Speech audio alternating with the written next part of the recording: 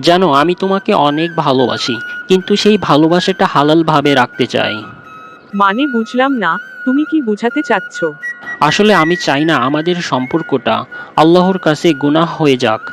আমি চাই আমাদের ভালোবাসাটা আল্লাহর রহমতের কারণ হোক। হ্যাঁ, সেটা আমিও চাই। এখনকার ভালোবাসা মানেই কথা বলা, রেস্টুরেন্টে খাওয়া দাওয়া, এমনকি পার্কে ঘোরা, রুম ডেট করা।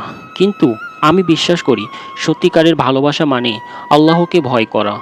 যদি সত্যিই তোমাকে ভালোবাসি, তাহলে আমি চাইবো তোমাকে এমন পথে রাখি যেখানে আল্লাহ খুশি হন, না যে পথে গিয়ে আমরা দুজনেই গুনাহে জড়িয়ে পড়ি। আমি তোমার সাথে কথা বলতে পারি, সময় কাটাতে পারি, কিন্তু সেটা যদি হারাম হয় তাহলে সেটা ভালোবাসা না, ওটা শুধু নিজের ইচ্ছা পূরণ করা। ঠিক বলেছ।